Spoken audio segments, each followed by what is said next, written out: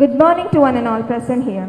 The Department of Zoology and Bhumitra Sena Club of TKM College of Arts and Science, Kollam, in collaboration with the Kerala State Biodiversity Board, is organizing a two-day national seminar on the theme, The Hidden Cost of Plastics, Ecological Impacts on Wildlife and Ecosystems. This seminar aims to create awareness and to promote importance of biodiversity conservation among students, with special focus on the reduction of anthropogenic impacts and to ensure conserving our planet Earth. A teacher is not just someone who explains lessons, but someone who inspires, guides, and lights a path of knowledge, turning ordinary moments into lifelong lessons. I welcome our respected teacher, Dr. Rohini Krishna, Head of Department of Zoology and Coordinator of Women's Study Unit for the welcome address. Ma'am, please. Good morning. In this moment, let us remember our beloved trust member, Sri Badruddin Musliar. Our beloved trust member, Sri Badruddin Musliar, has left us. So, we express our heartfelt condolences to his soul. So, let us all rise up for a moment of prayer.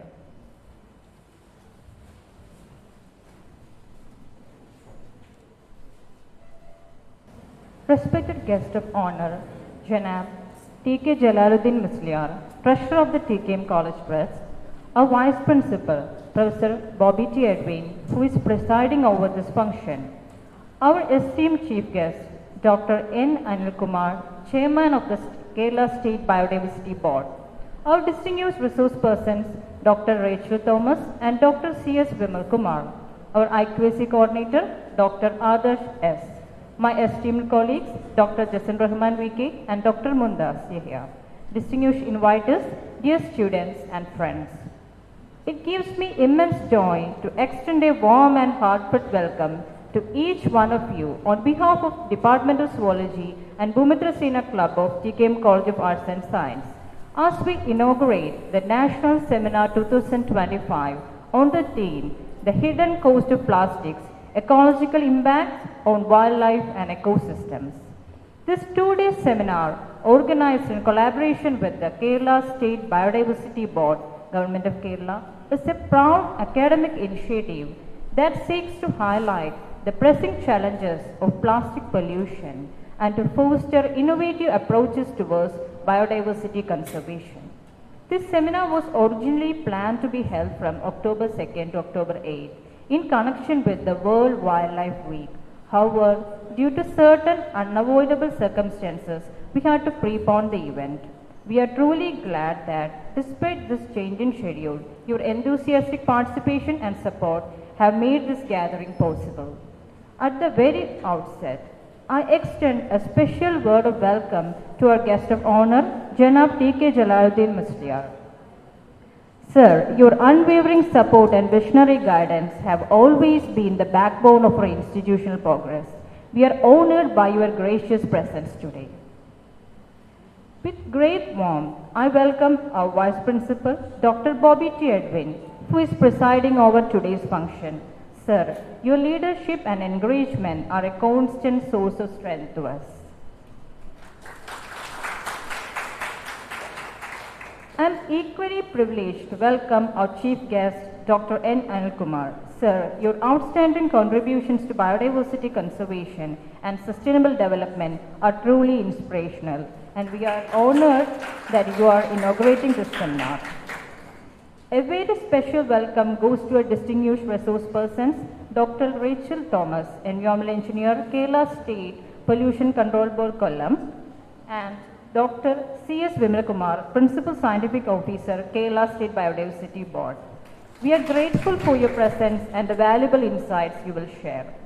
With respect, I also welcome our IQAC Coordinator, Dr. Adarsh S., for his valuable guidance and support. With equal warmth, I welcome my colleagues, Dr. Jason Rahman VK, Assistant Professor and former Head of the Department, and Joint Coordinator of the Bhumitra Sena Club, and Dr. Mundas Yahya, Assistant Professor and Faculty in Charge of the Bhumitra Sena Club, whose dedication and tireless efforts have been instrumental in shaping the program. I also extend a warm welcome to the faculty members from other colleges, research scholars, and students from various institutions whose participation adds immense value to this gathering. A heartfelt welcome as well to the faculty members and students of TKM College of Arts and Science, especially to the students of the Department of Zoology, whose enthusiasm drives us forward. But last but not the least, I also welcome the members of non-teaching staff whose support behind the scenes has been vital in making this event possible. This seminar provides a vibrant platform for academicians, researchers, and students to share insights, present research, and engage in meaningful dialogue on one of the most urgent ecological concerns of our time. On behalf of the organizing committee, I take this opportunity to express my heartfelt gratitude to our management, faculty colleagues, student volunteers, and collaborators for their committed efforts in bringing this program to life. Once again, I warmly welcome you all to the National Seminar 2025. May the deliberations over the next days be intellectually enriching, inspire actionable solutions, and strengthen our collective resolve to protect biodiversity and build a sustainable future. Thank you, and let us look forward to 2 days of meaningful discussion and impactful outcome. Thank you all. Thank you, ma'am. I take great pleasure in welcoming Professor Dr. Bobby T. Edwin, our respected Vice Principal of TKM College of Arts and Science, whose constant guidance and encouragement have always been a source of strength for the college community. Let's welcome Bobby sir for the presidential address.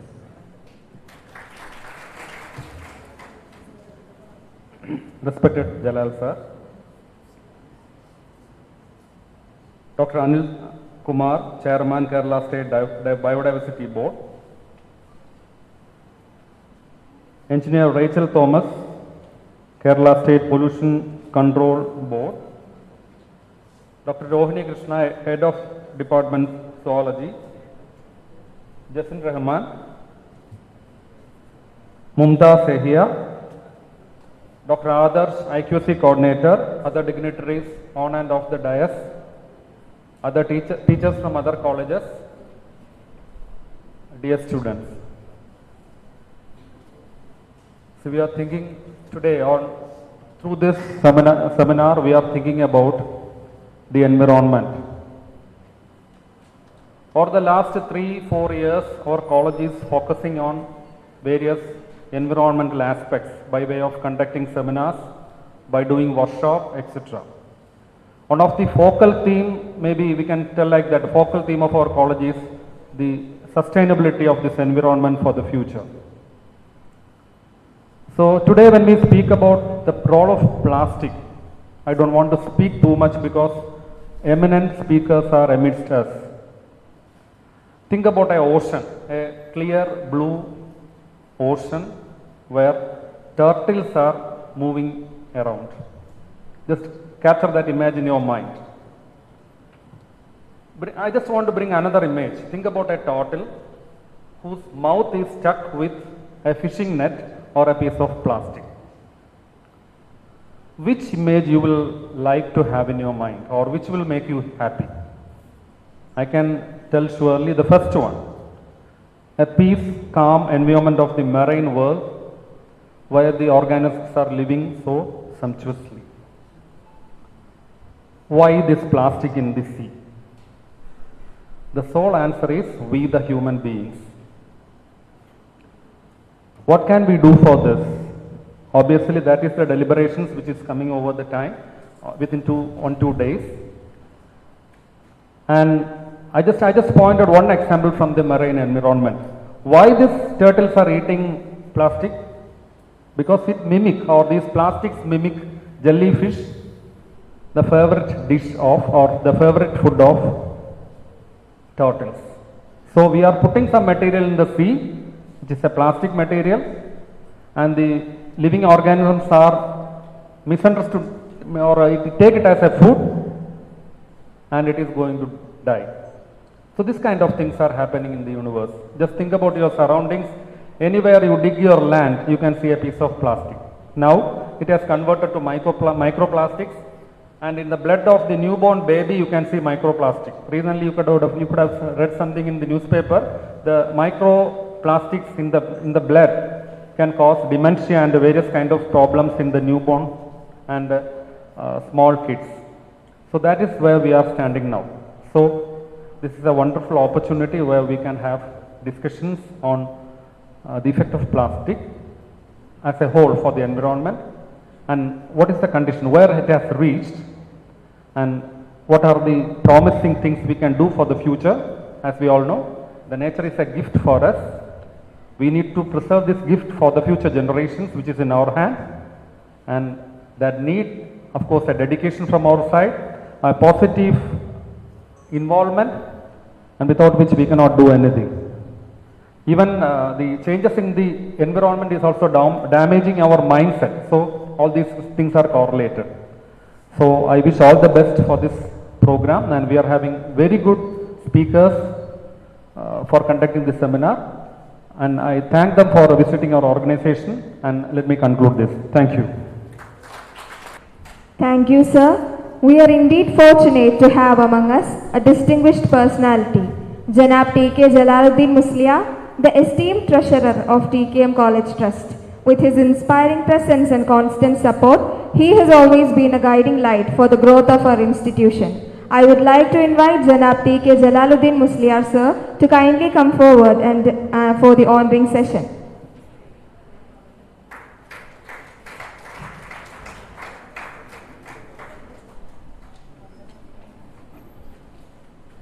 എല്ലാവർക്കും നമസ്കാരം.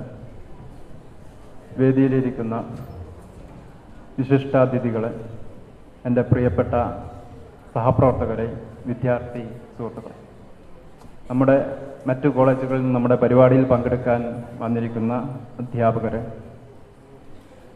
ഇന്ന് Kerala state biodiversity ബോർഡുമായി സഹകരിച്ചുകൊണ്ട് department of സുവോളജിയും ഈ കോളേജിലെ Bhoomithra Sena club യൂണിറ്റും സഹകരിച്ചുകൊണ്ട് നടത്തുന്ന ഈ ദ്വിദിന ബയോഡൈവേഴ്സിറ്റി സെമിനാർ കേരളത്തിലെ എന്നല്ല ഇന്ത്യയിലെ തന്നെ നമ്മൾ നേരിട്ട് കൊണ്ടിരിക്കുന്ന ഏറ്റവും പ്രധാനപ്പെട്ട പാരിസ്ഥിതിക പ്രശ്നങ്ങളെക്കുറിച്ച് വിദ്യാർത്ഥികളായ നിങ്ങളെയും അധ്യാപകരെയും ഗവേഷകരെയും കൂടുതൽ ഉത്ബോധനം നടത്തുക അല്ലെങ്കിൽ അവബോധം സൃഷ്ടിക്കുക എന്നുള്ള ലക്ഷ്യത്തോടു കൂടി സംഘടിപ്പിക്കപ്പെടുന്നതാണ്. ഇതിനു മുമ്പും TKM കോളേജിലെ സുവോളജി ഡിപ്പാർട്ട്മെൻറ്റും ഭൂമിത്ര സേന ക്ലബ്ബും എൻവയോൺമെൻറ്റൽ ക്ലബ്ബും ഇതേപോലെയുള്ള പരിപാടികൾ, പ്രത്യേകിച്ച് പരിസ്ഥിതി ആഘാതവുമായി ബന്ധപ്പെട്ട പരിപാടികൾ നിരന്തരം സംഘടിപ്പിച്ചിട്ടുണ്ട്. ഈ കോളേജിലെ ഭൂമിത്ര സേന ക്ലബിനും സുവോളജി ഡിപ്പാർട്ട്മെൻറ്റും സഹകരിച്ച് നടത്തിയ കൊറ്റങ്കര പഞ്ചായത്ത് സമീപ പഞ്ചായത്തുകളിലെ ശുചിത്വ മിഷൻ മാലിന്യ സംസ്കരണ യൂണിറ്റിൻ്റെ ഓഡിറ്റിങ്ങിനാണ് സംസ്ഥാന തലത്തിൽ 3ാം സമ്മാനം ലഭിച്ചിട്ടുള്ളത് എന്ന് ഈ നിമിഷത്തിൽ നിങ്ങളെ ഒന്നുകൂടി ഓർമ്മിപ്പിക്കുകയാണ് ആ സന്തോഷം. അതേപോലുള്ള അവാർഡുകൾ ഇനിയും നിരന്തരം ഈ കോളേജിലേക്ക് എത്തുമെന്നുള്ള പ്രത്യാശയുണ്ട്.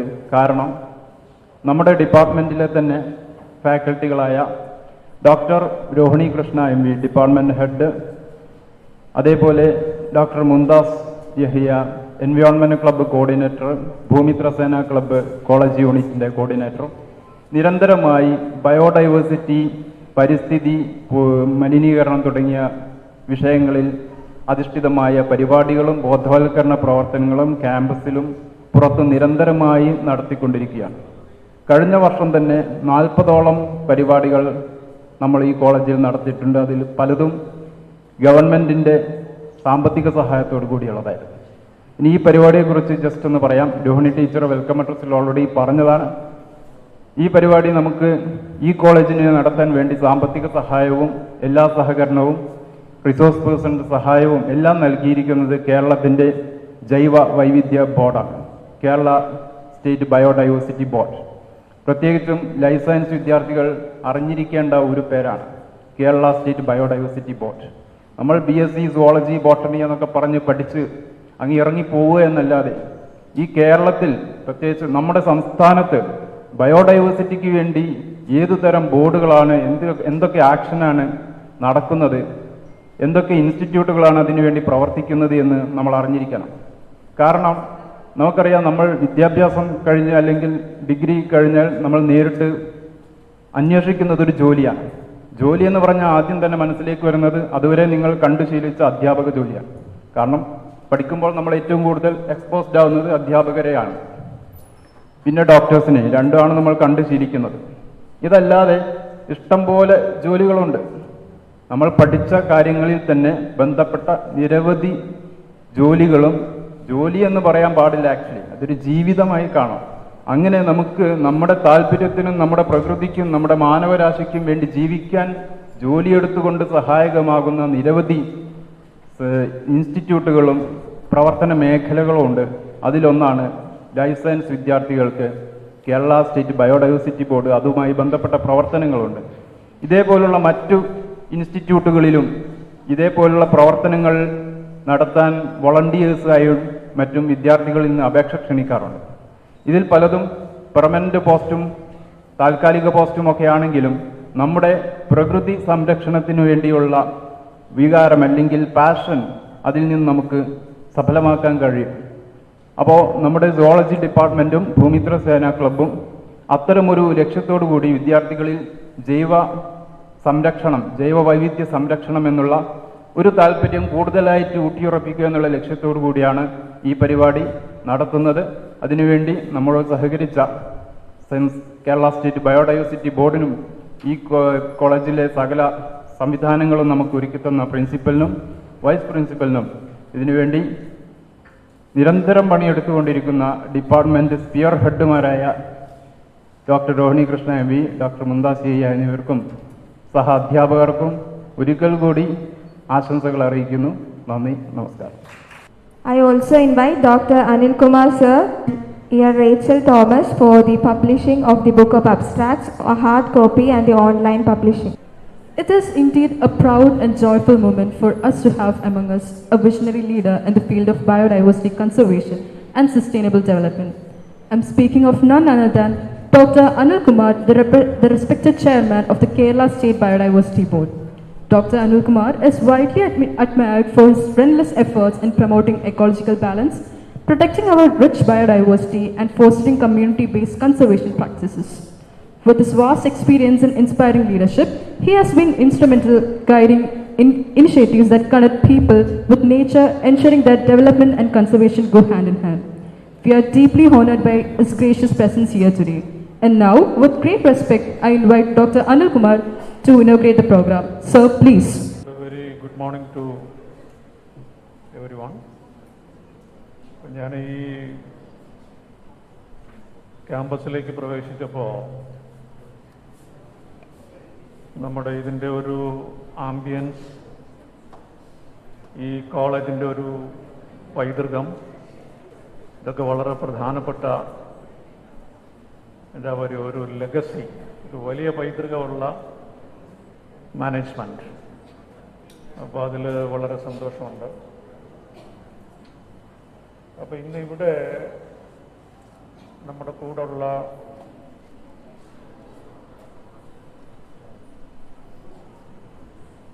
ഇപ്പോൾ സർ ജലാലുദ്ദീൻ സർ, അദ്ദേഹത്തെ പരിചയപ്പെടാൻ കഴിഞ്ഞതിൽ എനിക്ക് വളരെ സന്തോഷമുണ്ട്. ഡോക്ടർ ജലാലുദ്ദീൻ, ജനാബ് ജലാലുദ്ദീൻ, അദ്ദേഹം നമ്മുടെ കോളേജിൻ്റെ ട്രഷറർ, ഇതിൻ്റെ വൈസ് പ്രിൻസിപ്പൽ ഡോക്ടർ ബോബി എനിക്ക് നേരത്തെ പരിചയമുള്ള ആളാണ്. അതുപോലെ നമ്മുടെ madam doctor Sheeba, doctor Rohini Krishna, head of the zoology department, Dr. Mumtaz, engineer Rachel Thomas, നമ്മളോടിപ്പോൾ സംസാരിച്ച doctor Jasin Rahman, doctor Vimal Kumar, and dear students and other faculty members. നമ്മൾ വളരെ പ്രധാനപ്പെട്ട ഒരു സബ്ജക്റ്റാണ് ഈ 2 ദിവസം ഡിസ്കസ് ചെയ്യുന്നത്. എൻ്റെ ജോലി ഈ ഒരു സെമിനാർ ഇനാഗുറേറ്റ് ചെയ്യുക, നിങ്ങളോട് ഈ ഒരു വിഷയത്തിൻ്റെ പ്രാധാന്യം ഒന്നുകൂടെ അടിവരയിട്ട് പറയുക. ഈ രണ്ട് കാര്യങ്ങളാണ്. അപ്പോൾ ആദ്യമായിട്ട് ഞാൻ ഇതിൻ്റെ പിന്നിലുള്ള ടീമിനെ കൺഗ്രാജുലേറ്റ് ചെയ്യാണ്. കാരണം the subject which you have taken up is a very critically important subject. വിശേഷിച്ച് നമുക്ക് പ്ലാസ്റ്റിക് പൊല്യൂഷൻ അറിയാം. പ്ലാസ്റ്റിക് പൊല്യൂഷൻ ഇസ് ഇപ്പോൾ ബോബി അത് പറഞ്ഞിരുന്നു. Now you can see the microplastics presence in our bloodstream, in our nerve cells. The food which we eat carries the microplastic, which means, we are knowingly or unknowingly distracting our various systems. അപ്പോൾ ഇവിടെ പക്ഷെ നമ്മൾ subject സംസാരിക്കുമ്പോൾ the hidden cost of plastics, ഈ പ്ലാസ്റ്റിക്സിൻ്റെ മറഞ്ഞിരിക്കുന്ന cost, അതിന് കൊടുക്കേണ്ടി വരുന്ന വില, especially with reference to to things: ecosystems, നമ്മുടെ പരിസ്ഥിതി, then the species. അപ്പോൾ wildlife and ecosystem, the negative impacts of plastics on the ecosystems and the wildlife. So very important subject. I am very happy to inaugurate this 2-day seminar. You will be having different sessions. അപ്പോൾ ഇതിൽ ഒന്ന് രണ്ട് കാര്യങ്ങൾ പറഞ്ഞുകൊണ്ട് ഞാൻ ഇത് inaugurate ചെയ്യാമെന്ന് വിചാരിക്കുകയാണ്. കാരണം ഞാൻ റെപ്രസെൻറ്റ് ചെയ്യുന്നത് കേരള സ്റ്റേറ്റ് ബയോഡൈവേഴ്സിറ്റി ബോർഡ്. നേരത്തെ ജസ്റ്റിൻ അതിനെക്കുറിച്ച് സൂചിപ്പിച്ചു. എന്താണ് ഈ ബയോഡൈവേഴ്സിറ്റി ബോർഡിൻ്റെ പ്രാധാന്യം? എന്താണ് ബയോഡൈവേഴ്സിറ്റി? ബയോഡൈവേഴ്സിറ്റി ഇപ്പോൾ ഇവിടെ വൈൽഡ് ലൈഫിൻ്റെ കാര്യം പറയുന്നു, ഇക്കോസിസ്റ്റത്തിൻ്റെ കാര്യം പറയുന്നു. ഇതിനെ ചേർത്ത് പറയുന്ന അംബ്രല്ല ടേമാണ് ബയോഡൈവേഴ്സിറ്റി അഥവാ ജൈവ വൈവിധ്യം. അപ്പോൾ നമ്മൾ പറയുമ്പോൾ നമ്മളതിനെ പുറത്തുനിന്ന് കാണാൻ ശ്രമിക്കും. മനുഷ്യൻ ജൈവ വൈവിധ്യത്തെ പുറത്തുനിന്ന് കാണുകയാണ്. അങ്ങനല്ല, മനുഷ്യൻ ഉൾപ്പെട്ടതാണ് ജൈവ വൈവിധ്യം. We are there in the central peak എന്ന് പറയാം, അല്ലെങ്കിൽ on the peak and on the centre. അപ്പോൾ അങ്ങനെ വരുമ്പോൾ all life on this planet earth together with its relationships and the habitats and their functions together called biodiversity. അപ്പോൾ അതിൻ്റെ diversity നമുക്ക് we can see at 3 levels. One is at the ecosystem level, which we will be talking. He's talked about the marine ecosystem. We know the forest ecosystem. We know the agricultural ecosystem. We know pond as an ecosystem. We know hill as an ecosystem. There are several ecosystems. Deserts, another ecosystem. Our built land, the township is an ecosystem or a man-made ecosystem. So ecosystem diversity is very, very critical. ഇപ്പം നമ്മുടെ പണ്ടത്തെ നാടൊക്കെ നോക്കിക്കഴിഞ്ഞാൽ, ഇപ്പം എൻ്റെ നാട്, നിങ്ങളുടെയും നാട് കേരളം എന്ന് പറയുന്ന മനോഹരമായ നാട്, നമുക്ക് സഹ്യപർവ്വത നിരകൾ ഒരു സൈഡിൽ, പശ്ചിമഘട്ടം, വലിയ വൻ ആനമുടി എന്ന് കേട്ടിട്ടുണ്ടാവും. ഏറ്റവും പീക്കായിട്ടുള്ള നമ്മുടെ വെസ്റ്റേൺ ഗാട്ട്സിലെ ഹില്ലാണ്. അത് മുതൽ കുട്ടനാട് വന്നു കഴിഞ്ഞാൽ ബിലോ സീ ലെവലാണ്, കടലിൻ്റെ താഴെയാണ് അതിൻ്റെ നിരപ്പ്. കടൽ കുറച്ചുകൂടെ ഉയർത്തി നിൽക്കുകയാണ്, ഒരു 3 മീറ്റർ. അപ്പോൾ കടലിൻ്റെ below see level farming system മുതൽ ഹയസ്റ്റ് പീക്ക് വരെ വളരെ വൈവിധ്യമാർന്ന ആവാസ വ്യവസ്ഥകളുള്ള നാട്. ഇപ്പോൾ രാജസ്ഥാനിൽ ചെന്ന് കഴിഞ്ഞാൽ നിങ്ങൾക്ക് കാണാൻ പറ്റുന്നത് അവിടെ കൂടുതൽ മരുഭൂമിയും ഈ പറയുന്ന ലെവൽ ലാൻഡുമാണ്. പക്ഷെ നമ്മളൊന്ന് സഞ്ചരിക്കുമ്പോൾ നമുക്ക് മലകൾ കാണാം, കുന്നുകൾ കാണാം, പുഴകൾ കാണാം, കുളങ്ങൾ കാണാം, നദികൾ, 44 നദികൾ, സുന്ദരമായ നദികളായിരുന്നു, സുന്ദരമായ തടാകങ്ങൾ, ഇപ്പോൾ അഷ്ടമുടി ലേക്ക്, ഇതിലെ കൂടെ ട്രാവൽ ചെയ്യുമ്പോൾ ആ ലേക്ക് അങ്ങനെ കിടക്കുന്ന കണ്ടു കഴിഞ്ഞാൽ നമുക്ക് സന്തോഷവും സംതൃപ്തിയും ഒക്കെ തോന്നും. കേരളത്തിൽ ജനിച്ചത്, അതുകൊണ്ടാണ് കേരളത്തെ ഗോഡ്സ് ഓൺ ലാൻഡ് എന്ന് പറഞ്ഞത്. ദൈവം താമസിക്കാൻ ഇഷ്ടപ്പെടുന്ന സ്ഥലം. പക്ഷേ ഇപ്പോൾ എഞ്ചിനീയർ നമ്മുടെ മാഡം റേച്ചൽ എന്നോട് പറയുകയായിരുന്നു, കഴിഞ്ഞ വർഷം അഷ്ടമുടിയിൽ നിങ്ങൾ കണ്ടിരുന്നു, ഒറ്റ രാത്രി കൊണ്ട് അവിടെ ചത്തുപൊങ്ങിയ മത്സ്യങ്ങൾ. ഹൃദയഭേദകമായ കാഴ്ചയായിരുന്നു. കാരണം ഇപ്പോൾ നമ്മളാണ് അങ്ങനെ ചത്തുപൊങ്ങുന്നതെങ്കിൽ, ഞാൻ ഒരു ഉദാഹരണം പറയുകയാണ്, മനുഷ്യരാണ് അങ്ങനെ ചത്തുപൊങ്ങുന്നതെങ്കിൽ മനുഷ്യൻ്റെ വികാരം എന്തായിരിക്കും? ഇപ്പോൾ ഗാസയിലൊക്കെ സംഭവിക്കുന്ന, നമ്മൾ കൂടുതൽ അതിനെക്കുറിച്ച് പരിതപപ്പെടും, നമ്മൾ കൂടുതൽ ആക്ട് ചെയ്യാൻ ശ്രമിക്കും. ഇതുപോലെ തന്നെയാണ് ഒരു ജീവൻ. മത്സ്യം എന്ന് പറയുന്നത് നമ്മൾ കഴിക്കുന്ന മത്സ്യമാണത്. ഈ ചത്ത് പൊങ്ങിയതൊക്കെ കഴിക്കുന്ന മത്സ്യമാണ്. അത് ചത്ത് പൊങ്ങിയില്ലായിരുന്നുവെങ്കിൽ ആ വിഷമുള്ള മത്സ്യം നമ്മൾ കഴിക്കും. നമുക്കറിയുന്നില്ലല്ലോ അതിൻ്റെ വിഷമുണ്ടോ ഇല്ലയോ എന്നുള്ളത്. ഈ മൈക്രോ പ്ലാസ്റ്റിക്സിൻ്റെയും മറ്റു പൊല്യൂട്ടൻസിൻ്റെയും പ്രസൻസ് ഇൻ ദി ഫിഷ്, അതിനെ അനലൈസ് ചെയ്യുമ്പോൾ you can see it is most contaminated and those contaminated items which we consume. Ashtamudi is a Ramsar protected site. Ramsar convention നിങ്ങൾ കേട്ടിട്ടുണ്ടാവും. റാംസാർ കൺവെൻഷൻ എന്ന് പറയുന്നത് ലോകത്തിലെ ഈ പറയുന്ന വെറ്റ്ലാൻഡ്സിനെ പ്രൊട്ടക്ട് ചെയ്യാൻ വേണ്ടിയാണ്. കേരളത്തിൽ ശാസ്താംകോട്ട ലേക്ക്, നമ്മുടെ വേമ്പനാട് ലേക്ക്, നമ്മുടെ അഷ്ടമുടി ലേക്ക്, ഇതൊക്കെ റാംസാർ സൈറ്റ്സ് ആണ്. അപ്പോൾ റാംസാർ സൈറ്റ്സ് പ്രൊട്ടക്ട് ചെയ്യേണ്ട ചുമതല നമ്മുടെയാണ്. അപ്പോൾ ഞാൻ പറഞ്ഞു വന്നത്, ആ ecosystem diversity is very very important and we have, Kerala has. അടുത്ത ലെവലാണ് ബയോഡൈവേഴ്സിറ്റിയിൽ സ്പീഷീസ് ലെവൽ ഡൈവേഴ്സിറ്റി. നമ്മുടെ സ്പീഷീസുകൾ, ഇപ്പോൾ ഉദാഹരണം നമ്മളെപ്പോഴും കേൾക്കുന്നത് എന്താണ്? പന്നിയുടെ ആക്രമണം അല്ലേ, അല്ലെങ്കിൽ കടുവയുടെ ആക്രമണം, അല്ലെങ്കിൽ ആനയുടെ ആക്രമണം. ഏഷ്യാറ്റിക് എലിഫന്റ് പോപ്പുലേഷൻ ഇപ്പോൾ സർവൈവ് ചെയ്യുന്ന ചുരുക്കം ചില സ്ഥലങ്ങളേ ഉള്ളൂ ലോകത്തിൽ. ആ ചുരുക്കം ചില സ്ഥലങ്ങളിൽ ഒന്ന് നമ്മുടെ സൗത്ത് ഇന്ത്യ, സൗത്ത് ഇന്ത്യയും നോർത്ത് ഈസ്റ്റ് ഇന്ത്യയും. എലിഫന്റ്, ടൈഗേഴ്സ്, കടുവകൾ സർവൈവ് ചെയ്യുന്ന ചുരുക്കം ലോകത്തിൽ പ്രദേശമാണ് നമ്മുടെ ഈ പറയുന്ന പശ്ചിമഘട്ട കാടുകൾ. അപ്പോൾ ഈ വൈൽഡ് ലൈഫ്, ഇപ്പൊ ആനയുടെ മരണം,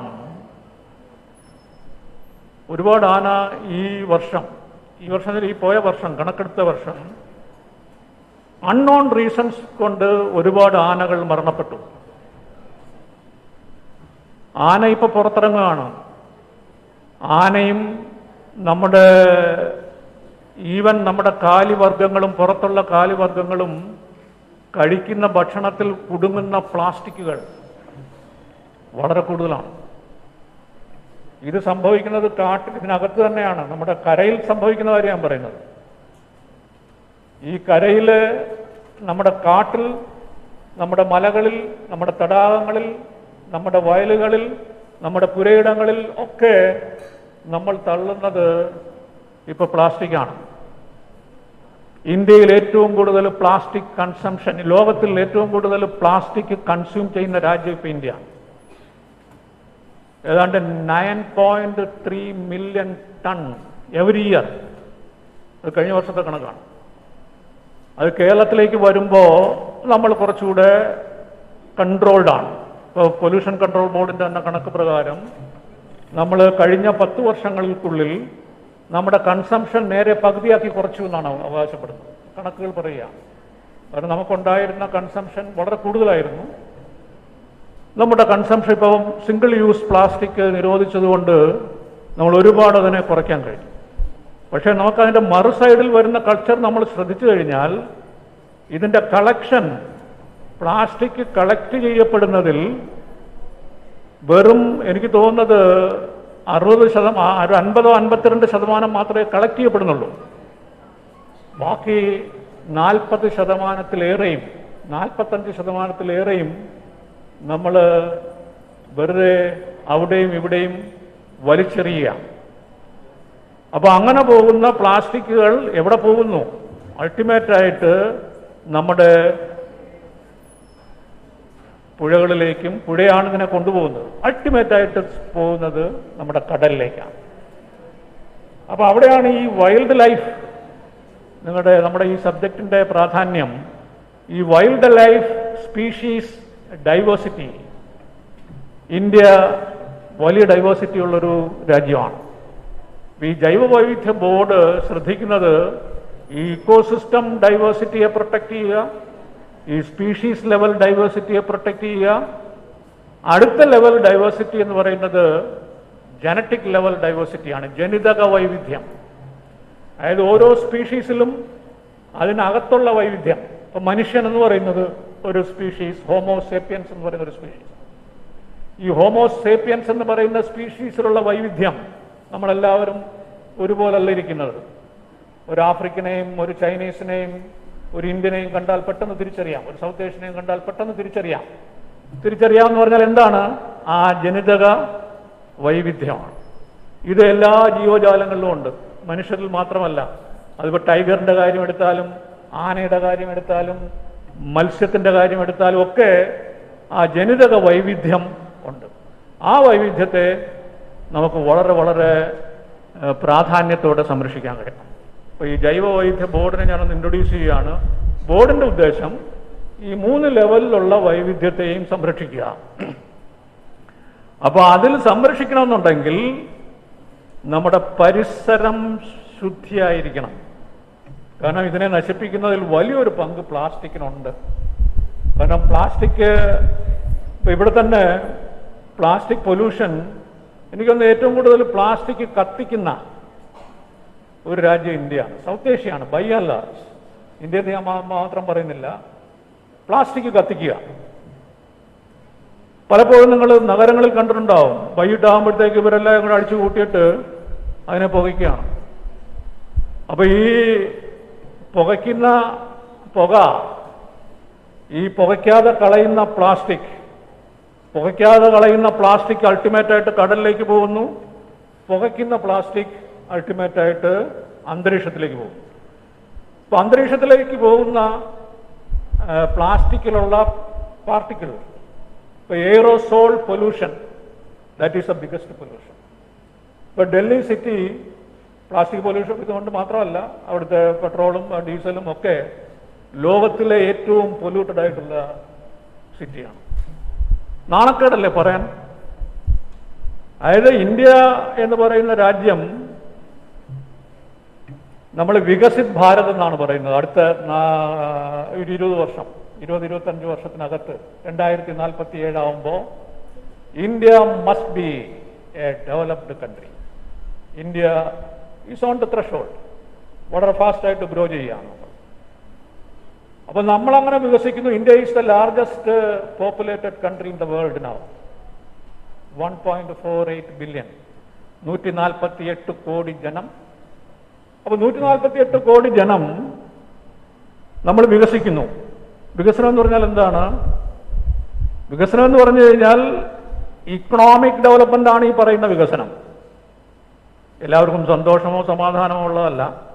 എല്ലാവർക്കും പെർ ക്യാപിറ്റ പർച്ചേസിംഗ് പവർ വേണം, പേഴ്സിൽ പണം വേണം, ബാങ്ക് അക്കൗണ്ടിൽ പണം വേണം. ഈ പണം കൊടുത്താൽ എനിക്ക് സാധനം കിട്ടണം. എനിക്ക് പോയി വാങ്ങിക്കാൻ പറ്റത്തില്ല, എൻ്റെ വീട്ടിൽ കൊണ്ടുവരണം. വീട്ടിൽ കൊണ്ടുവരുന്ന ഇപ്പോൾ സ്വിഗ്ഗി അല്ലെങ്കിൽ ഏത് നിങ്ങൾ ഓർഡർ ചെയ്യുന്ന ഫുഡോ ആയിക്കോട്ടെ, അതെങ്ങനെ ഇത് നിങ്ങളിലേക്ക് കൊണ്ടുവരുന്നത് എങ്ങനെയാണ്? ഈ പ്ലാസ്റ്റിക് ഭണ്ഡാരങ്ങളിൽ കൊണ്ടുവരുന്നു, ഞാനത് കഴിക്കുന്നു, എവിടെങ്കിലും ഞാൻ വലിച്ചെറിയുന്നു. അതായത് കൺസ്യൂമറിസം, ഇതാണ് ഡെവലപ്മെന്റ്. നിങ്ങൾ കൺസ്യൂം ചെയ്യുക, കൂടുതൽ കൺസ്യൂം ചെയ്യൂ. അതാണ് ഒരു എക്കണോമിസ്റ്റ് പറയുന്നത്. ഇക്കണോമിസ്റ്റിനെ കുറിച്ച് പറയുന്നത് ഇങ്ങനെയാണ്: ലോകത്തിൽ ഈ പറയുന്ന ഗ്രോത്ത് എന്ന് പറയുന്നത് ഒരു ഫിനൈറ്റ് റിസോഴ്സിൽ നിന്നും ഗ്രോത്ത് ആകാം എന്ന് പറയുന്ന രണ്ട് ഗ്രൂപ്പ് ഓഫ് പീപ്പിളേ ഉള്ളൂ. ഒന്ന് മാഡ് പീപ്പിൾ, രണ്ട് ഗ്രൂപ്പ് ഓഫ് ഇക്കണോമിസ്റ്റ്, സാമ്പത്തിക വിദഗ്ധർ. അതായത് നമ്മുടെ റിസോഴ്സസ് വളരെ ഫിനൈറ്റാണ്, ഇല്ലാതാവും. ജീവൻ എന്ന് പറയുന്നത് ഇല്ലാതാവും. ജീവൻ നമ്മൾ വിചാരിക്കും ജീവൻ ഇങ്ങനെ ഉണ്ടായിക്കൊണ്ടേയിരിക്കും വിചാരിക്കും. നോ, ഇപ്പം മത്സ്യം ചത്തുപൊങ്ങി എന്ന് പറഞ്ഞില്ലേ, അതൊരു ടെമ്പററി ആയിട്ടുള്ള ആ ഒരു ഫോഴ്സ് വന്നപ്പോൾ അത് ചത്തുപൊങ്ങി. ഇത് സ്ലോയിലാണ് വരുന്നതെങ്കിൽ ഈ ഇമ്പാക്ട്, ഈ ജീവനെല്ലാം ചത്തുപൊങ്ങും, മനുഷ്യനുൾപ്പെടെ. അപ്പോൾ വൈവിധ്യം കൊളാപ്സ് ചെയ്യും. കാരണം വൈവിധ്യം ഗ്രോ ചെയ്യണമെന്നുണ്ടെങ്കിൽ അതിന് എൻവയോൺമെന്റ് ഈസ് ഇമ്പോർട്ടൻറ്റ്. പരിസരം മലിനീകരിക്കാതിരുന്നാൽ ലൈഫ് വിൽ ഫ്ലറിഷ്.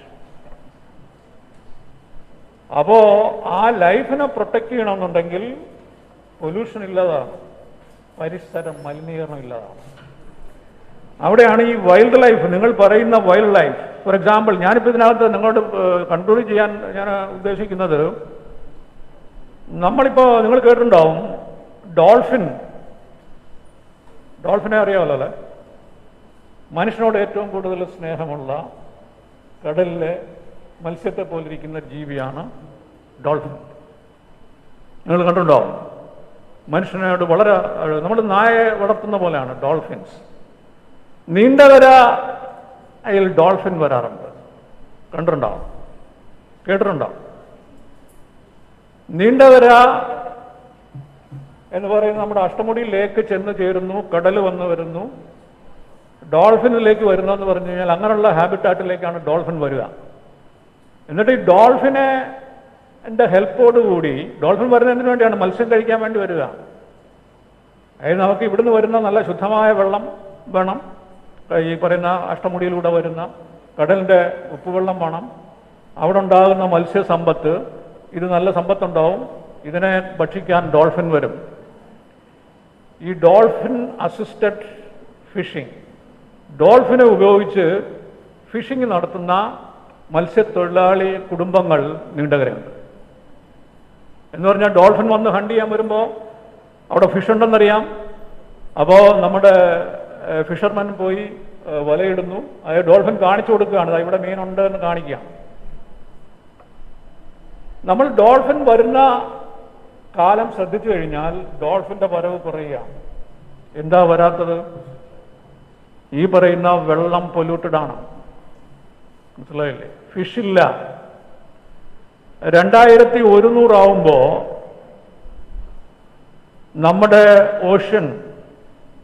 ഓഷ്യന്റെ ജൈവ വൈവിധ്യത്തിന്റെ 50% ഇല്ലാതാവും. അതിന് പകരം വരുന്നത്, അതായത് നമ്മൾ വലയിടുമ്പോൾ നമ്മുടെ വലയിൽ പെടാൻ പോകുന്നത് 50% പ്ലാസ്റ്റിക് റെസിഡ്യൂസ് ആയിരിക്കും. ഈ പറയുന്ന ഗോസ് നെറ്റ് ഉൾപ്പെടെ നമ്മൾ ഉപേക്ഷിക്കുന്ന എല്ലാ, ഇപ്പൊ കടല്, നിങ്ങൾ ഷിപ്പ് റെക്ക്, നിങ്ങൾക്ക് കടൽ വീഴുന്ന കപ്പലിൽ വീഴുന്ന കണ്ടെയ്നേഴ്സ്, കപ്പലിൽ നിന്ന് പോകുന്ന ഓയിൽസ്, കപ്പലിൽ നിന്ന് പോകുന്ന എല്ലാ പൊല്യൂട്ടൻസും, എല്ലാ സോളിഡ് വേസ്റ്റും കടലിലാണ്. അപ്പോൾ ഡോൾഫിൻ അടക്കം നമ്മുടെ കടലിന്റെ വേറെ ഒരുപാട് മാമൽസ്, ഇപ്പോൾ നമ്മുടെ വെയിൽസ് ചത്തു പൊങ്ങുന്നത് നിങ്ങൾ കേട്ടിട്ടുണ്ടാവും. തിമിംഗലങ്ങൾ, കേരള തീരത്ത് തന്നെ തിമിംഗലങ്ങൾ ചത്തടിയുകയാണ്. അൾട്ടിമേറ്റ് ആയിട്ട് ഇതിന്റെ എല്ലാം കാരണം ഒരേ ഒരു സ്പീഷീസ്, ഒരു അതർ ആനിമലും പൊല്യൂട്ട് ചെയ്യുന്നില്ല. No other animal polluting this planet, just one animal, that is a human animal, and that animal is polluting, and then we are calling the economic growth vigasit. അപ്പോൾ ഈ വികസനം എന്ന് പറയുന്നത് അത് it is not sustainable അല്ല, സുസ്ഥിരമല്ല. അപ്പോൾ ഇതിലേക്ക് നമുക്ക് എന്ത് ചെയ്യാൻ പറ്റും?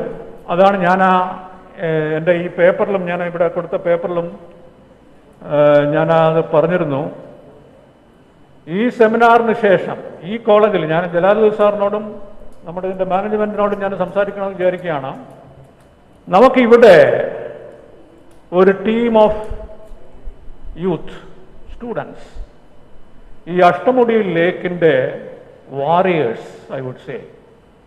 അഷ്ടമുടി ലേക്ക് എത്ര ദൂരം ഇവിടുന്ന് ഉണ്ടെന്ന് എനിക്കറിയില്ല, എത്ര ദൂരം ഉണ്ടെങ്കിലും ഇത് കൊല്ലം ജില്ലയിലാണ്. അഷ്ടമുടി ലേക്കിൽ കൊല്ലത്ത് ചെന്ന് കഴിഞ്ഞാൽ നിങ്ങൾക്ക് ബസ് സ്റ്റാൻഡിൽ നിന്ന് നോക്കി കാണുമ്പോൾ അവിടെ ഒരു കണ്ടൽക്കാട് കാണാം. അഷ്ടമുടിയിൽ ആ കണ്ടൽക്കാട് ഉൾപ്പെട്ട ആശ്രാമം, നിങ്ങളവിടെ പോയിട്ടുണ്ടോ? ആശ്രാമം എന്ന് പറയുന്ന സ്ഥലത്തേക്ക് ആ കണ്ടൽക്കാട് കണ്ടിട്ടുണ്ടാവുമല്ലോ. കണ്ടൽക്കാടിൻ്റെ പ്രാധാന്യം എന്ന് പറഞ്ഞു കഴിഞ്ഞാൽ ഈ മലയിൽ നിന്നൊക്കെ വരുന്ന പ്ലാസ്റ്റിക്കിനെ തടഞ്ഞു നിർത്തും, മനസ്സിലായില്ലേ? അത് മാത്രമല്ല, ഇത് ബയോഷീൽഡാണ്. അവിടെ റൈപ്പേറിയൻ വെജിറ്റേഷൻ എന്ന് പറയും, തീരത്തുള്ള വെജിറ്റേഷൻ, ഡെൽറ്റയിലുള്ള വെജിറ്റേഷൻ. ഈ റൈപ്പേറിയൻ വെജിറ്റേഷനാണ് നമ്മുടെ വാട്ടർ ബോഡീസിൻ്റെ വാട്ടർ ബാങ്ക് പ്രൊട്ടക്റ്റ് ചെയ്യുന്നതും ഈ നമ്മൾ എറിയുന്ന പൊല്യൂട്ടൻസിനെ ഫിൽട്ടർ ചെയ്യുന്നതും ഒക്കെ ഈ സിസ്റ്റമാണ്. അപ്പോൾ അവിടെ ആശ്രാമം ഒരു ബയോഡൈവേഴ്സിറ്റി ഹെറിറ്റേജ് സൈറ്റാണ്. കേരളത്തിലെ ആദ്യത്തെ ബയോഡൈവേഴ്സിറ്റി ഹെറിറ്റേജ് സൈറ്റ്. അപ്പോൾ ആ സൈറ്റ് നിങ്ങൾ പോയി കാണണം. അതിൻ്റെ പരിസരം നമ്മുടെ റേച്ചൽ ഇവിടെ ഉണ്ട്. റേച്ചലിൻ്റെ ടീമുമായിട്ട് ചേർന്ന്, പൊല്യൂഷൻ കൺട്രോൾ ബോർഡുമായിട്ട് ചേർന്ന് നമുക്ക് ഈ ഭൂമിത്ര സേന എന്ന് പറഞ്ഞ ഇവിടെ സേന ഉണ്ട്. ഈ ഭൂമിത്ര സേന ചെയ്യേണ്ട ഒരു ജോലി ഈ അഷ്ടമുടിയിലേക്ക് വരുന്ന പൊല്യൂട്ടൻസിനെ മനസ്സിലാക്കാൻ കഴിയണം, അതിനെ റിമൂവ് ചെയ്യാൻ കഴിയണം. മനസ്സിലായില്ലേ? നിങ്ങൾ 3R നിങ്ങൾക്കറിയാം ഈ പ്ലാസ്റ്റിക്കിനെ സംബന്ധിച്ച്. ആദ്യത്തെ അത് നമ്മുടെ ഇൻഡിവിജ്വൽ ലെവലിലുള്ള 3R ആണ്. ഒന്നാമത്തെ R, you reduce your consumption. ഇപ്പം നമ്മുടെ ഒരു കണക്കെടുത്തു കഴിഞ്ഞാൽ നമ്മൾ ഒരു വർഷം പെർ ക്യാപിറ്റ എത്ര പ്ലാസ്റ്റിക് ഉപയോഗിക്കുന്നു നമുക്കറിയണം. നമ്മൾ ഉപയോഗിക്കുന്ന ടൂത്ത് ബ്രഷ് നമ്മൾ എവിടെ എറിയുന്നത്? പിള്ളേരൊക്കെ ആണെങ്കിൽ രണ്ടാഴ്ച ഒരു പല്ല് തേക്കും, 2 ആഴ്ച തേക്കും, ആ ബ്രഷ് എടുത്തെറിയും, അടുത്ത ബ്രഷ് വാങ്ങിക്കും. ഒരു വർഷം നമ്മൾ ഒരാള് എത്ര ടൂത്ത് പേസ്റ്റ് ആയിരിക്കും നമ്മൾ എറിയുന്നത്? നമ്മൾ പണ്ട് ഉമിക്കരി കൊണ്ട് തേച്ച അതാണ് ഏറ്റവും നല്ല ഒന്നാം തരം ടൂത്ത് ബ്രഷിങ്ങിന് പറ്റിയത് നമ്മുടെ ഉമിക്കരി തന്നെയാണ്, അതിന് സംശയം വേണ്ട. പക്ഷെ എത്ര പേര് ഉമിക്കരി തേക്കും? ഉമിക്കരി കരിച്ച് പൊടിച്ച് സ്വല്പം ഉപ്പും സ്വല്പം കുരുമുളകും ഒക്കെ ഇട്ട് പണ്ട് ഈ കലത്തിൽ കെട്ടിത്തൂക്കി അവിടെ ഇട്ടേക്കും. അത് എടുക്കുക, ഉരയ്ക്കുക, ഇത് നാക്ക് പഠിക്കാനായിട്ട് ഈർക്കലെടുക്കുക, എല്ലാം ഈ പറയുന്ന സർക്കുലാർ എക്കണോമി എന്ന് ഇപ്പം നമ്മൾ വിളിക്കുന്ന സർക്കുലാർ എക്കണോമിയാണ്. ഇന്നത്തെ പിള്ളേർ ഉമിക്കരി കണ്ടിട്ടുണ്ടോ? കാണാൻ സാധ്യതയില്ല. ഈ ഈർക്കിൽ എന്ന് പറയുന്ന സാധനം കൊണ്ട് നാക്ക് പഠിക്കാമെന്നറിയാമോ?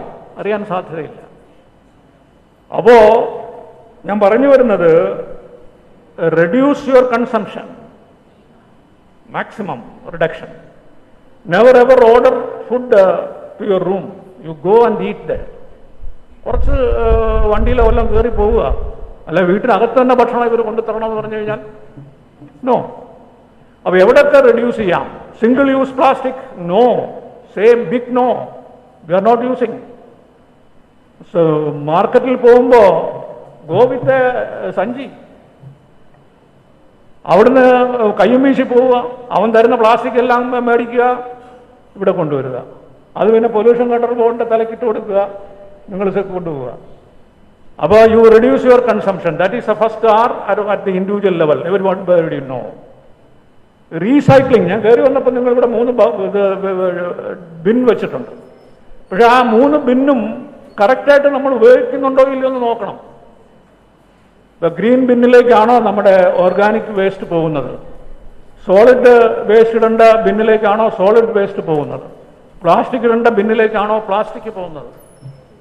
അങ്ങനെ വരുമ്പോൾ, അതായത് recycling, we should be able to get it recycled, not at your individual level. പക്ഷേ നിങ്ങൾ റീസൈക്ലിംഗ് ബിന്നിലേക്ക് കൊടുക്കേണ്ട ജോലി നമ്മുടെ ജോലിയാണ്. നമ്മളവിടെ കൃത്യമായിട്ട് അതിനെ കൊടുക്കാൻ കഴിയണം. രണ്ടാമത്തെ R, ഒരു കാരണവശാലും പുറത്തേക്ക് ഒരു പ്ലാസ്റ്റിക്കും വലിച്ചെറിയാൻ പാടില്ല. അത് സ്ട്രിക്റ്റ് ആയിരിക്കണം. നിങ്ങളിപ്പോൾ ഒരു മുട്ടായി കഴിച്ചു എന്ന് വയ്ക്കുക, മുട്ടായിയുടെ കവറ് ഇപ്പോൾ സിംഗപ്പൂരിലാണെങ്കിൽ പോയി, നിങ്ങൾ അറിയാതെങ്കിൽ മിഠായിയുടെ കവർ അവിടെ വീണ് കഴിഞ്ഞാൽ അവിടെ ക്യാമറ ഉണ്ട്, നിങ്ങളെ അപ്പോൾ ക്ലിപ്പ് ചെയ്യുകയാണ്. പിടിച്ചു കഴിഞ്ഞാൽ ഭയങ്കര ശിക്ഷയാണ് അവിടെ. നമ്മളെ സംബന്ധിച്ച് അവിടെ ഇവിടെ ശിക്ഷയൊന്നുമില്ല. നിങ്ങൾ മിഠായി കവറോ ഈവൻ പ്ലാസ്റ്റിക്കോ എന്ത് വേണമെങ്കിലും എറിഞ്ഞോ, നോ ഇഷ്യൂ. അപ്പോൾ റീസൈക്കിൾ ബിന്നിലേക്ക് കറക്റ്റായിട്ട് ഇവനെ എത്തിക്കേണ്ട ജോലി നമ്മുടെ ജോലിയാണ്. മൂന്നാമത്തെ ആൾ യു റീയൂസ്. നിങ്ങളുടെ റീയൂസ് എന്ന് വെച്ചാൽ ഈ ഇപ്പോൾ സെൽഫോൺ ഫോർ എക്സാമ്പിൾ, സെൽഫോണിൻ്റെ ഈ കവർ ഇത് പ്ലാസ്റ്റിക്കാണ്. ഞാൻ ഇന്നും ഒരു നീല കവർ ഉപയോഗിച്ചു, നാളെ ഒരു പച്ച കവർ ഉപയോഗിച്ചു, മറ്റന്നാൾ ഒരു മഞ്ഞ കവർ ഉപയോഗിച്ചു. ഇപ്പോഴത്തെ ട്രെൻഡ് അതാണല്ലോ. അങ്ങനെ വരുമ്പോൾ ഞാൻ എത്ര എണ്ണമായിരിക്കും ഈ ഇതിൻ്റെ കവറുകൾ ഉപയോഗിക്കുക? മനസ്സിലായി? അപ്പം നമ്മുടെ ഇൻഡിവിജ്വൽ ലെവലിൽ നമുക്ക് എങ്ങനെയൊക്കെ ഇതിനെ റീയൂസ് ചെയ്യാം. ഈ നീല തന്നെ എൻ്റെ ജീവിതകാലം മൊത്തം ഞാൻ ഉപയോഗിക്കുകയാണെങ്കിൽ ഇറ്റ്സ് വെൽ ആൻഡ് ഗുഡ്, അത് പൊട്ടുന്നവരെ. അങ്ങനെ ഓരോ സാധനവും നമുക്ക് റീയൂസ് ചെയ്യാൻ കഴിയണം. ഈ 3 are well known, world wide well known. ഞാൻ നിങ്ങളിലേക്ക് ഒരു 3 ആറും കൂടെ ആഡ് ചെയ്ത് നിർത്തുകയാണ്. അത് ഈ ഇക്കോസിസ്റ്റം ലെവൽ നമ്മൾ ഈ സബ്ജക്റ്റുമായിട്ട് ബന്ധപ്പെടുത്തി. ആദ്യത്തെ ആർ ഞാൻ നേരത്തെ സൂചിപ്പിച്ചു, റിമൂവൽ ഓഫ് ഡെബ്രിസ്. ഈ ഡെബ്രിസ് ഒക്കെ റിമൂവ് ചെയ്യുക. 2 നമ്മുടെ റെസ്റ്റോറേഷൻ. ഈ റൈപ്പേറിയൻ വെജിറ്റേഷനെ റീസ്റ്റോർ ചെയ്യാൻ കഴിയണം. അതായത് കണ്ടലിനെ വെച്ച് പിടിപ്പിക്കാൻ കഴിയണം, കൈതക്കാടിനെ വെച്ച് പിടിപ്പിക്കാൻ കഴിയണം. അതായത് നമ്മുടെ നദിയുടെയും പുഴയുടെയും കുളങ്ങളുടെയും ഒക്കെ വശങ്ങൾ പ്രൊട്ടക്റ്റ് ചെയ്യാൻ കഴിയണം. മനസ്സിലായില്ലേ? ആ റെസ്റ്റോറേഷൻ അവിടെ മാത്രമല്ല, ഇപ്പം നമ്മുടെ തന്നെ ഈ ക്യാമ്പസിലെ ഒറിജിനൽ വെജിറ്റേഷൻ എന്തായിരുന്നു, അതിന് നമുക്ക് ആവുന്ന രീതിയിൽ റീസ്റ്റോർ ചെയ്യാൻ കഴിയണം. Restoration of ecosystem, restoration of the habitats, ഇത് ചെയ്യേണ്ട 2ാമത്തെ ആറാണ്. അപ്പോൾ removal of debris, restoration of the ecosystem. 3 recovery of the സ്പീഷീസിനെ റിക്കവർ ചെയ്യണം. ഞാൻ ഡോൾഫിൻ്റെ എക്സാമ്പിൾ പറഞ്ഞു. ഡോൾഫിൻ്റെ വരവ് കുറയുകയാണ്. അല്ലെങ്കിൽ നിങ്ങളിപ്പോൾ അഷ്ടമുടി ലേക്ക് എടുത്തു കഴിഞ്ഞാൽ നേരത്തെ പറഞ്ഞ മത്സ്യം, ചത്തുപൊങ്ങിയ മത്സ്യം, ആ മത്സ്യം ഇപ്പോൾ നമ്മുടെ സ്റ്റേറ്റ് ഫിഷ് എന്ന് പറഞ്ഞു കഴിഞ്ഞാൽ നമ്മുടെ കരിമീനാണ്. പേൾ സ്പോട്ട് നശിച്ചുകൊണ്ടിരിക്കുന്ന ഒരു ഫിഷാണ്. നമുക്ക് എങ്ങനെ അതിനെ ബ്രീഡ് ചെയ്ത് കൂടുതൽ കൊണ്ടുവരാം? നമുക്കെല്ലാവർക്കും കരിമീൻ കഴിക്കാൻ ഇഷ്ടമാണ്. പക്ഷേ കരിമീനോട് ഉണ്ടാവുന്നുണ്ടോ ഇല്ലയോ നമ്മൾ നോക്കുന്നില്ല. മനസ്സിലായി?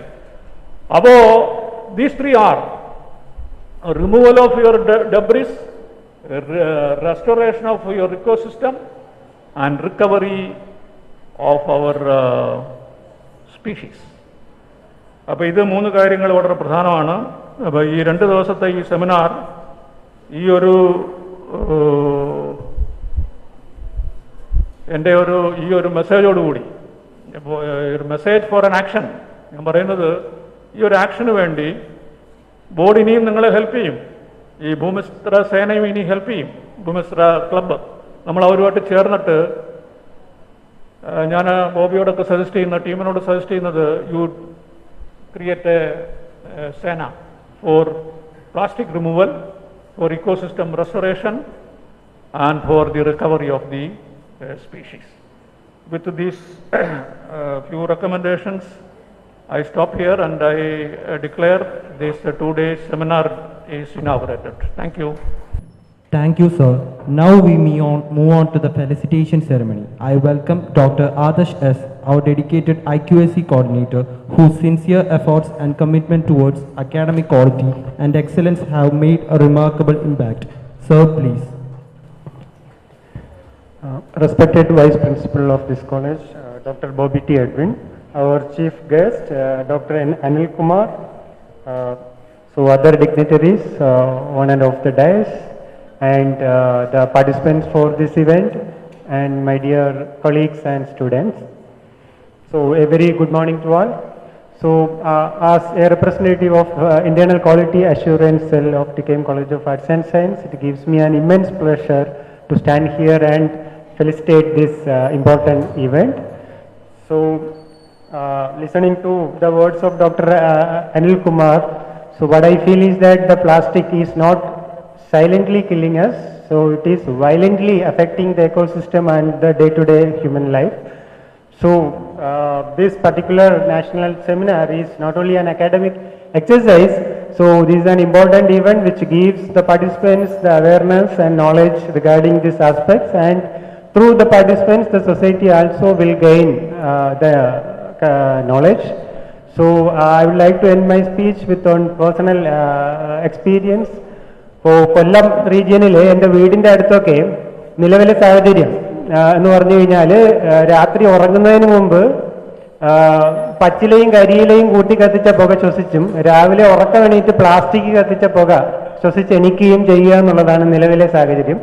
കാരണം പകല് പ്ലാസ്റ്റിക് കത്തിച്ചാൽ നാട്ടുകാർ അറിയും നാണക്കേടെന്ന് കരുതിയിട്ട് ഇപ്പോൾ ഏർലി മോർണിംഗ് 4 മണി 5 മണി സമയത്താണ് പ്ലാസ്റ്റിക് കത്തിക്കുന്ന ഒരു ശീലം. അപ്പൊ അടുത്ത ദിവസങ്ങളിൽ എൻ്റെ അടുത്തുള്ള 1-2 വീടുകളിൽ പോയിട്ട് കത്തിക്കാൻ പാടില്ല എന്ന് പറയാനുള്ള അവകാശം ഇല്ല, ധൈര്യം ഇല്ലാത്തത് കൊണ്ട് ദയവായി കത്തിച്ചു കഴിഞ്ഞാൽ അണയും പോകുന്ന വെള്ളം ഒഴിച്ച് പുക കെടുത്തണമെന്ന് ഞാൻ റിക്വസ്റ്റ് ചെയ്യേണ്ടി വന്നു. അപ്പൊ ഈ ഒരു കോണ്ടെക്സ്റ്റിൽ എൻ്റെ ഒരു എക്സ്പീരിയൻസ് ഞാൻ ഷെയർ ചെയ്യാണ്. So I congratulate the team for organizing an academic event in this topic, and best wishes for all the participants. Thank you. Thank you, sir. I invite Bobby sir to honor Engineer Rachel Thomas ma'am and Dr. C.S. Vimal Kumar sir. Sir, please.